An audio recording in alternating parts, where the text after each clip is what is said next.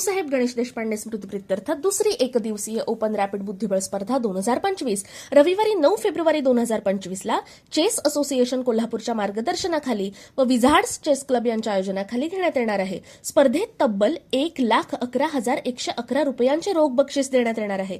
या स्पर्धेची माहिती आपल्याला प्रेस कॉन्फरन्स घेऊन देण्यात आली। या प्रेस कॉन्फरन्ससाठी स्पर्धेचे chief international arbiter Bharat Chougule, स्पर्धा आयोजक Dheeraj Vaidya, senior national arbiter Manish Marulkar, wizards chess अकादमीचे अनिश गांधी, आदित्य अळतेकर आणि ऋतुराज भोकरे उपस्थित होते। माझे आजोबा भाऊसाहेब गणेश देशपांडे यांच्या स्मृतिप्रित्यर्थ 2022 पासून आम्ही one day rapid open chess tournament घेत आहोत।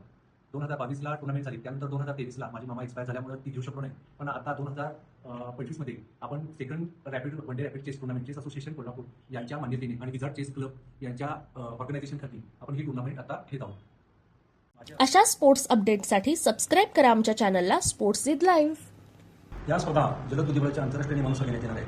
एक दिवसाची स्पर्धा आहे, साधारण टाइम कंट्रोल आहे, प्रत्येक खेळाडूला 10 मिनिटं आणि 5 सेकंद इन्क्रीमेंट, तर असे साधारण 9 राऊंड्स होणार आहेत। आणि या स्पर्धेसाठी आम्ही महाराष्ट्र, कर्नाटक, गोवा येथील नामांकित खेळाडूंना आमंत्रित केलेले आहे। आम्हाला वाटतील साधारण 200 खेळाडू या स्पर्धेत सहभागी होतील।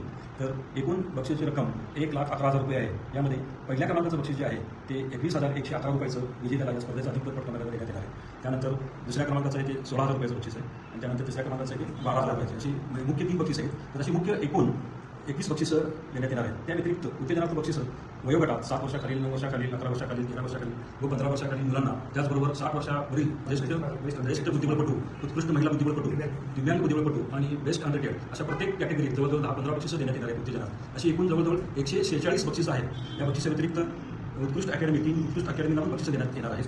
तर अशी बक्षिसाची अतिशय चांगली रचना आहे। त्याचबरोबर इतर सोयी पण चांगल्या सवलती दिल्या जातात।